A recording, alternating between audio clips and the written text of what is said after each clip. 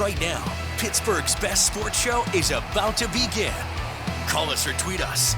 We've got things to talk about on the Ireland Contracting Nightly Sports Call.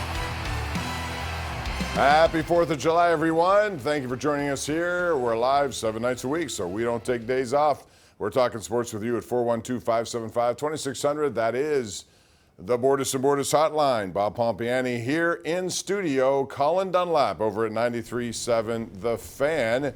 And Colin, the big story of the day was that Joey Chestnut defended a championship. He's now won 16, but something's happening. He was down 15 hot dogs to where he was this time last year. You know, you see athletes fading in their careers, and I wonder what's happening with his digestive system.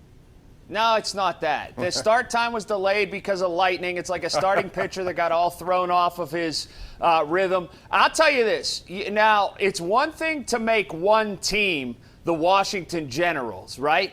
He makes 15 other competitors the Washington Generals. Nobody else has a chance. He is, I mean, it's ultra domination of the utmost effect. There's nobody even close to this guy in this hot dog eating contest. No, it used to be Kobayashi, but I don't know what happened to him. His career just totally disappeared. How about the span of time for about an hour, though, where it was misreported that it was off, and America just lost their mind for about an hour? You were one of them on social media. You thought that it was going to be off, too. I did. I didn't know what I was going to do for my 4th of July fix, but all is right in the world. He blows people out, though. That's the thing. Did you see he had, I want to say he had 15 of them in the first 90 seconds. Yeah, that's pretty repulsive, actually. I don't know if I could ever think of that. The thing about him is he's had over 1,600 hot dogs consumed in competition. So I'm wondering, does he ever just crave for one normally if he's sitting at home or if he's on the golf course? Most of us like one hot dog on a golf course. Do you think he would? Or just say no? No, probably not. You know, he probably goes light, probably kale sandwich like Tom Brady or something. That could be. All right, let's move on to something else here. And we're talking about, quite frankly, the Pirates. And, you know, they lost. They're such a streaky team.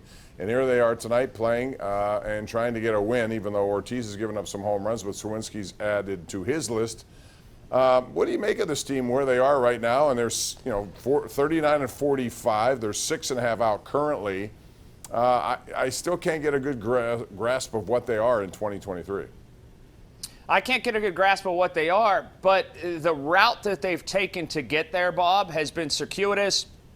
It's been odd. It's been weird.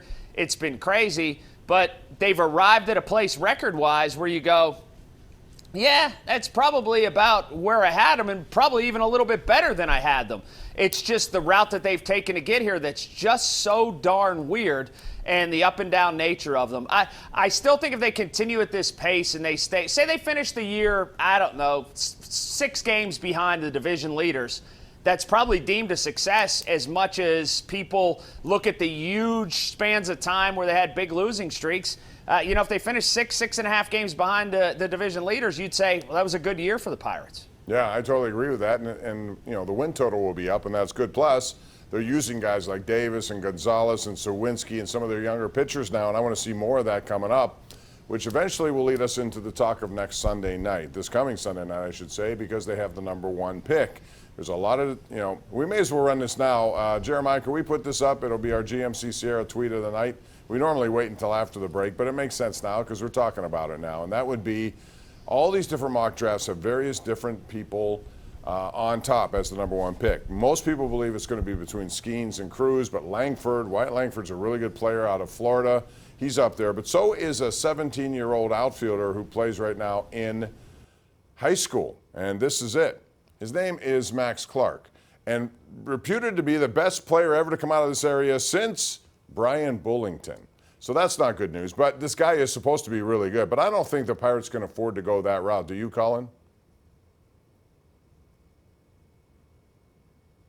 Clark has perfect game stuff on right there. I mean, that's inside baseball to me. It's trying to get hits. There's no way Max Clark is going to be the first pick overall. It's just not. And I'll tell you even more so. If you think Pirate fans are mad about stuff now, If they take a high school kid and pass up one of the 2 Louisiana State kids, Pirate fans will go apoplectic, Bob. You've seen mad baseball fans in this town before. You're a little bit older than me. You've seen them even longer than me.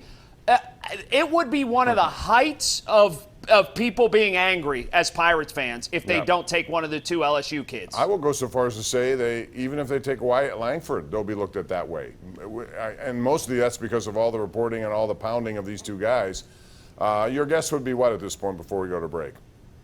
My guess would be Cruz. I just think that the mileage on Skeens and Skeens' uptick in velocity, while it gave him a lot of wins at the collegiate level, especially his last year at LSU, I just wonder about that UCL, and I wonder how much mileage and real hard mileage he put on in the last 6 months. I would agree with that. I'd take Cruz also. I want a 5-day-a-week guy who can be a 5-2. I watched Mookie Betts tonight play once again. He's playing second, right, 23 home runs. He'll end up with 40. He'll end up with 70 steals, all that kind of stuff. Makes a lot of sense to me. We got to take a break, Colin. We'll open up the phone lines. It's 412-575-2600. Call us. Air your opinions. It's the Ireland Contracting Nightly Sports Call right here on Pittsburgh CW.